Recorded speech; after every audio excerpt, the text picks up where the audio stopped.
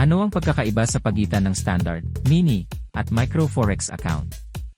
Ang mga forex account ay may iba't ibang uri upang matugunan ang iba't ibang pangangailangan ng mga trader.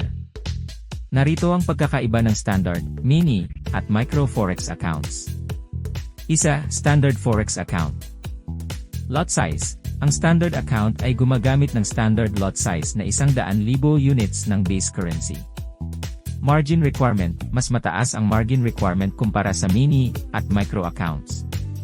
Kadalasan, ang mga trader na may mas malaking kapital ang gumagamit nito. Profit at loss calculation, dahil mas malaki ang lot size, mas malaki rin ang potential profit at loss sa bawat pip na galaw ng presyo. Halimbawa, ang bawat pip movement ay karaniwang nagkakahalaga ng $1 0.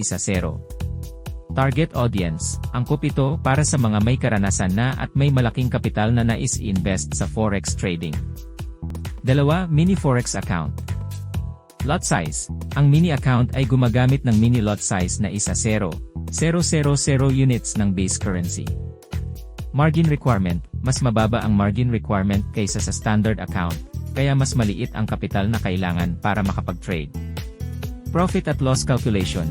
Ang bawat pip movement ay karaniwang nagkakahalaga ng $1, kaya mas maliit ang potential profit at loss sa bawat galaw ng presyo kumpara sa standard account.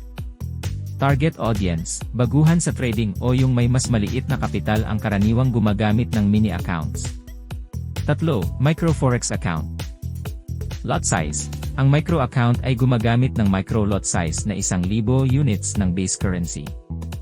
Margin requirement, pinakamababa ang margin requirement sa lahat ng uri ng accounts, kaya napakaliit na kapital ang kailangan para makapag-trade. Profit at loss calculation, ang bawat pip movement ay karaniwang nagkakahalaga ng $0.10,